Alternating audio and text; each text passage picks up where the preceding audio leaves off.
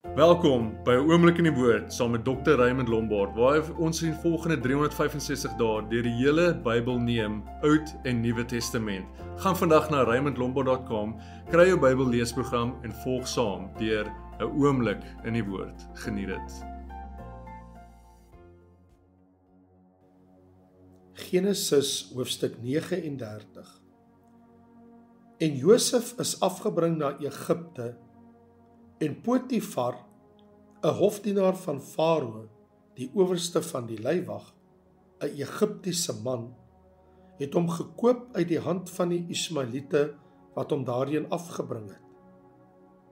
En die Here was met Josef, sodat hy 'n voorspoedige man was, en hy het in die huis van sy heer, die Egiptenaar, gebly. En toe sy heer sien dat die Here met hom was, en dat die Here alles wat hy doen in sy hand voorspoedig maak, het Josef guns in sy oë gevind en hom gedien. En hy het hom aangestel oor sy huis, en alles wat in sy besit was, aan hom oorgegee.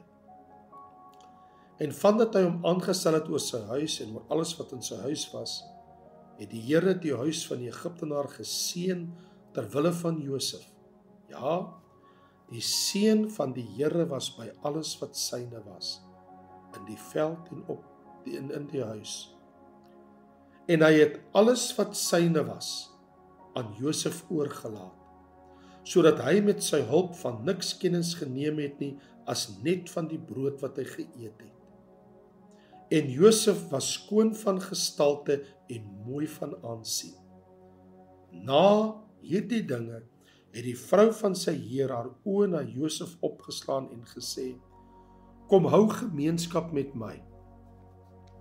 Maar hy het geweier en aan die vrou van sy heer gesê, kyk, deur my is dit dat my heer geen kennis neem van wat in die huis is nie, en alles wat syne is, het hy aan my oorgegee. Hy is in hierdie huis nie groter as ek nie, en het niks my onthou nie behalwe u, omdat u sy vrou is. Hoe kan ek dan hierdie groot kwaad doen en sondig teen God? En nadat sy met Josef dag na dag gespreek het, en hy na haar nie wou luister om by haar te lê om met haar gemeenskap te hou nie, kom hy eendag in die huis om sy werk te doen, terwyl niemand van die huisgenote binne was nie. Toe gryp sy hom aan sy kleed en sê, kom hou gemeenskap met my, maar het sy kleed aan haar hand laat agterbly en gevlug en na buite geloop. Toe sy dan sien dat hy sy kleed aan haar hand laat bly en buitentoe gevlug het, roep sy na haar huisgenote en sê aan hulle, kyk, hy het vir ons 'n Hebreëse man hier gebring om met ons gek te skeer. Hy het na my gekom om met my gemeenskap te hê en ek het hard geskreeu. En toe hy hoor dat ek my stem verhef en skreeu, het hy sy kleed by my laat agterbly en gevlug en na buite geloop. En sy het sy kleed by haar neergelê totdat sy heer tuis gekom het. En sy het met hom dieselfde woorde aangespreek en gesê, die Hebreëse knegt wat jy vir ons hier gebring het na my gekom om met my gek te skeer. En toe ek my stem verhef en skreeu, het hy sy kleed by my laat agterbly en na buite gevlug. Toe sy heer die woorde hoor waarmee sy vrou hom aanspreek, so en so het jou knegt aan my gedoen, het hy baie kwaad geword. En die heer van Josef het hom laat vang en hom in die gevangenis gesit, op die plek waar die gevangenis van die koning opgesluit was, en hy was daar in die gevangenis. Maar die Here was met Josef, en hy het goedertierenheid aan hom bewys, en hom guns verleen in die oë van die owerste van die gevangenis. En die owerste van die gevangenis het almal wat in die gevangenis opgesluit het aan Josef toevertrou, en alles wat daar te doen was, het hy gedoen. Die owerste van die gevangenis het glad nie na iets omgekyk wat aan hom toevertrou was nie. omdat die Here met hom was. En wat hy doen, het die Here voorspoedig laat wees. Genesis hoofstuk 40. Na hierdie dinge het die skinker van die koning van Egipte en die bakker hulle misgaan heens hulle heer, die koning van Egipte, sodat Farao baie kwaad geword het vir sy 2 hofdienaars, die voorman van die skinkers en die voorman van die bakkers. En hy het hulle in bewaring gegee in die huis van die owerste van die leiwag, in die gevangenis, die plek waar Josef gevange was. En die owerste van die leiwag het Josef by hulle aangestel om hulle te bedien. En hulle was 'n tyd lank in bewaring. En hulle het albei 'n droom gehad, elkeen sy droom in dieselfde nag. Elkeen 'n droom met besonder betekenis. Die skinker en die bakker van die koning van Egipte wat in die gevangenis gevange gesit het. En Josef het die môre vroeg by hulle gekom en gesien dat hulle ontstemd was. Toe vra hy die hofdienaars van Farao wat by hom in bewaring was in die huis van sy heer en sê: "Waarom lyk julle aangesig vandag so droewig?" En hulle antwoord hom: "Ons het 'n droom gehad en daar is niemand wat dit kan uitlê nie." En Josef vra hulle: "Is uitlegging nie 'n saak van God nie? Vertel my tog." Toe vertel die voorman van die skinkers aan Josef sy droom en sê vir hom: "In my droom was daar 'n wingerdstok voor my, en aan die wingerdstok was 3 ranke, en skaars het hy gebot, of sy bloeisel was uit. Sy trosse het ryp druiwe geword, en die beker van Farao was in my hand.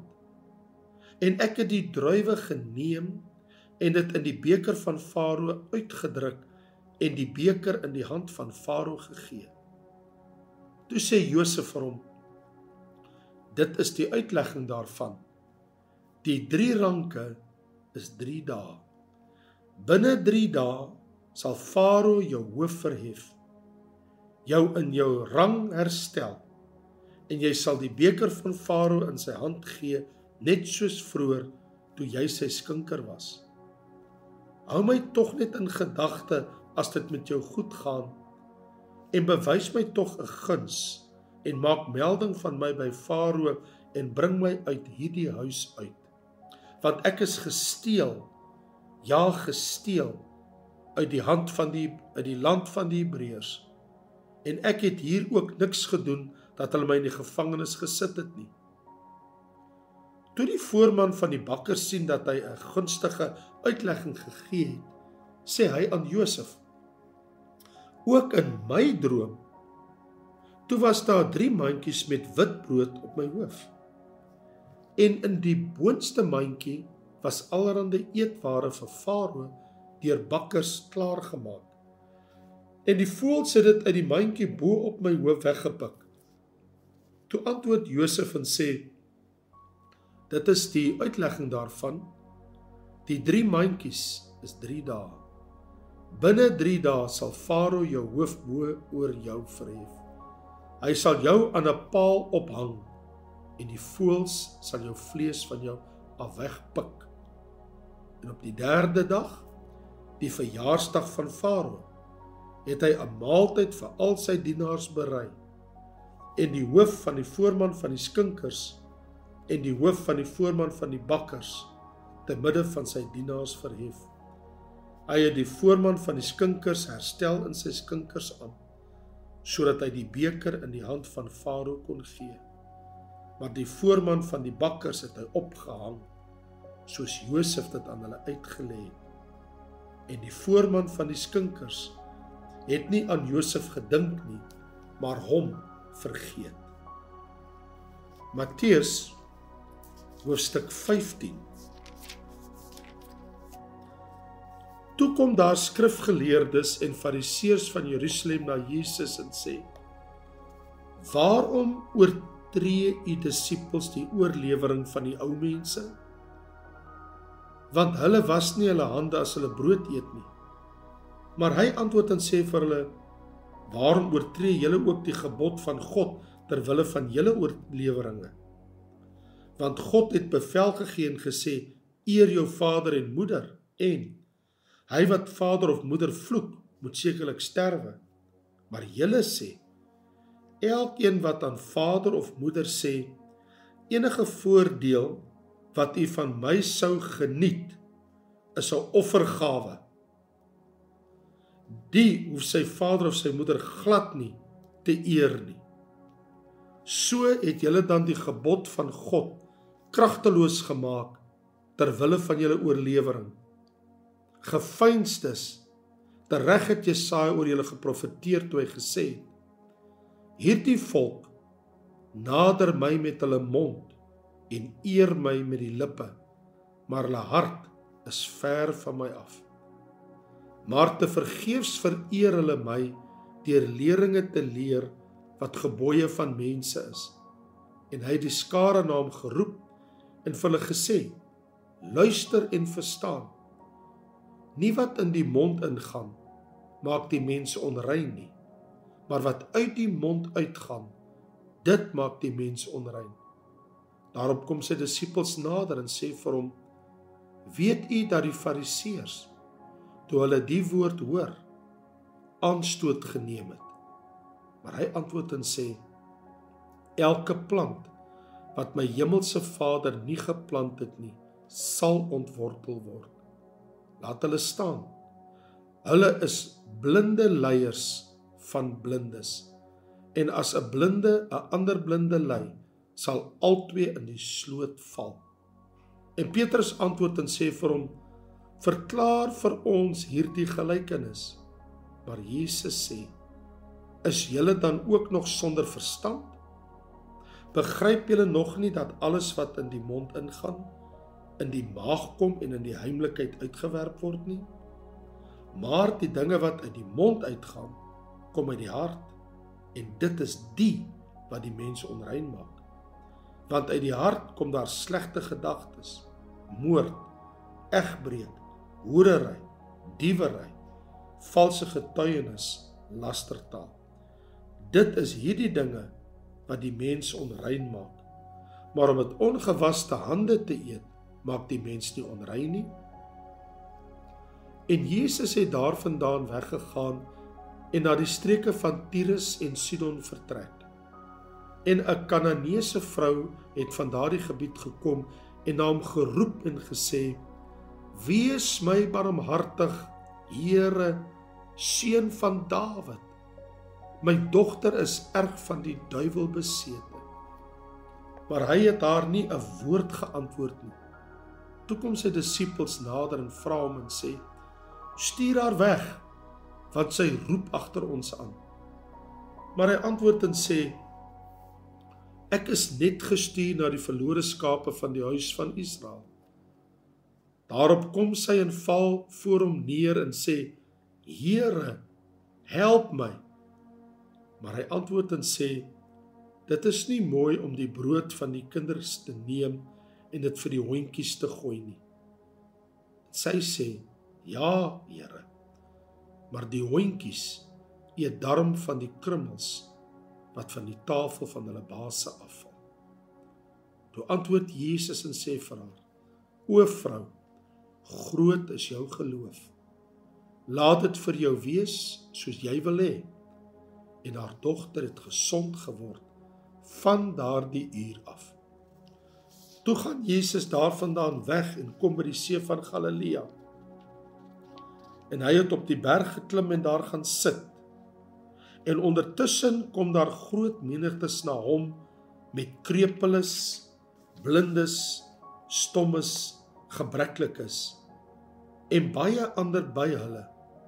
En hulle het die by die voete van Jesus neergesit en hy het hulle gesond gemaak, sodat die skare verbaas was om te sien dat stommes praat, gebreklikes gesond word, krepeles loop en blindes sien, en hulle het die God van Israel verheerlik.